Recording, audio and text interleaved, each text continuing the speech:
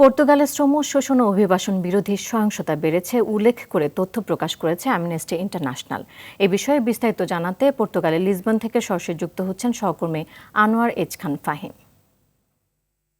ফাহিম, পর্তুগালের শ্রম শোষণ নিয়ে এই মুহূর্তে কি তথ্য আছে আপনার কাছে, জানাবেন। নীরা, আপনাকে ধন্যবাদ। বিশ্বের 155টি দেশের মানবাধিকার পরিস্থিতি নিয়ে তথ্য প্রকাশ করেছে অ্যামনেস্টি ইন্টারন্যাশনাল, এবং সেখানে পর্তুগালের বেশ কিছু বিষয়ে মানবাধিকার লঙ্ঘনের ব্যাপারটি উল্লেখ করেছেন তারা।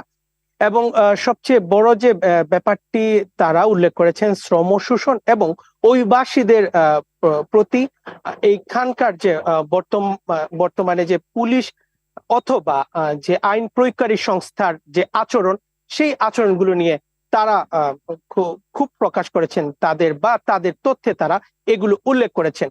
আর শ্রম শোষণ নিয়ে যে ব্যাপারটি হচ্ছে, শ্রম শোষণ বলতে তারা এটি বুঝিয়েছেন যে নির্ধারিত কর্মঘণ্টা এবং সাপ্তাহিক যে ছুটি এবং যে কর্মঘণ্টার অধিক সময় যে কর্মীরা কাজ করেন বিভিন্ন প্রতিষ্ঠানগুলোতে, সেই প্রতিষ্ঠানগুলোতে তাদের এই ওভার টাইম গুলো দেয়া হয় না, এবং নির্ধারিত বেতন যেটি আছে অনেক প্রতিষ্ঠান সেটিও মানে না। তো এই বিষয়গুলো তারা তাদের প্রতিবেদনে প্রকাশ করেছেন। আর আরেকটি বিষয়, এগ্রিকালচার, ফিশিং এবং কনস্ট্রাকশন, এই কর্মক্ষেত্রগুলোতে তার যে শ্রমিক কাজ করে থাকেন পর্তুগালে, সেই শ্রমিকদের সাথে যে নির্ধারিত মানবাধিকারের সাথে যে যুক্ত যে বিষয়গুলো সেটি লঙ্ঘিত হচ্ছে বলে তারা তাদের প্রতিবেদনে উল্লেখ করেছেন।